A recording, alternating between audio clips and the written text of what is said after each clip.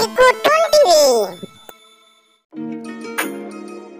कबीर आणि गाथाला शाळेच्या सुट्ट्या लागल्यामुळे ते दोघे बहीण भाऊ आपल्या आजोळी आले होते। आजीचे गाव जंगलाच्या जवळ असल्यामुळे आजीने एक मोर पाळला होता।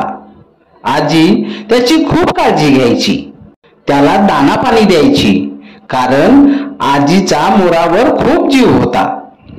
एके दिवशी कबीर आणि गाथा बाहेर अंगणात खेळायला लागले।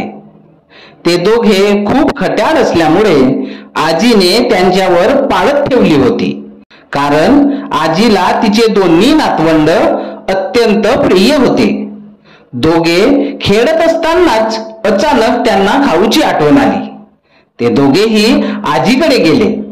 आजी खुर्चीवर बसून आराम करत होती। कबीर आजीला म्हणाला, आजी, आम्हाला खाऊची आठवण आली आहे, आम्हाला खाऊ पाहिजे। त्यावर आजी म्हणाली, ठीक आहे बाळांनो, मी देते बरं का तुम्हाला खाऊ। त्यावर गाथा म्हणाली, आजी, आम्हाला घरचं खाऊ नको आहे, आम्हाला आईस्क्रीम पाहिजे, त्यासाठी पैसे हवे आहेत, दे ना आजी। पैसे कशाला हवेत, मिळणार नाही 1 रुपया। आजीच्या बोलण्यावर दोघेही निराश झाले आणि रुसून ते मोराकडे गेले। ते दोघेही आजीवर रुसले होते, म्हणून त्यांच्या मनात काय काय विचार येत होते। ते विचार करू लागले की हा मोर आजीचा अत्यंत प्रिय आहे, हा उडून गेला तर? आणि आजीकडे खूप पैसे आहेत, ते पैसे चोरांनी नेले तर?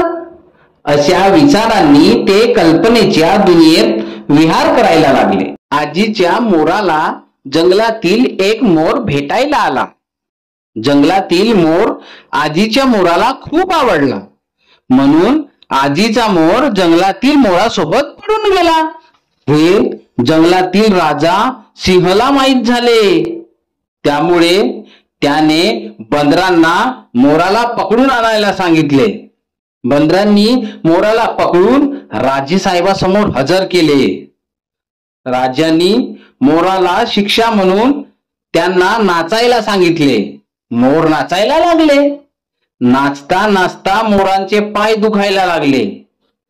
तेव्हा आजीचा मोर सिंहाला म्हणाला, राजे साहेब, आमचे चुकले, मला असे पडून यायला नाही पाहिजे होते।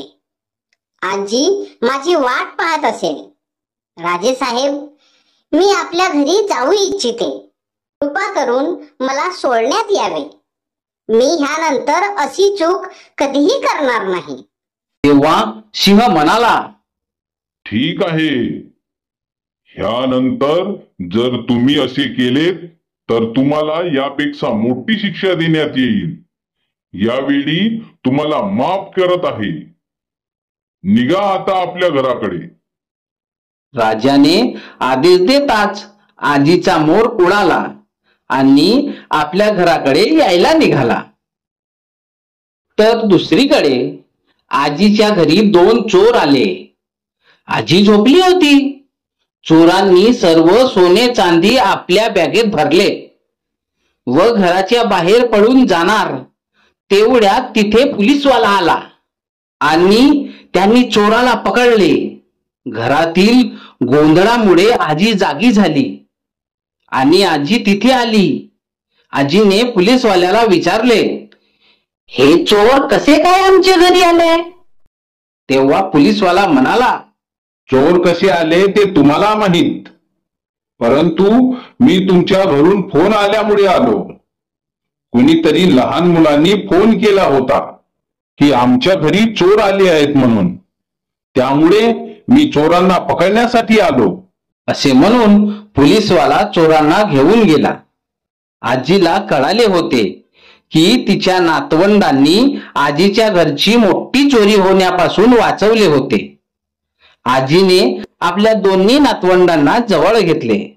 तेवढ्यात मुलेही कल्पनेतून बाहेर आली, तर आजी त्यांच्या जवळ होती आणि मोरही त्यांच्या जवळ दाना पाणी खात होता।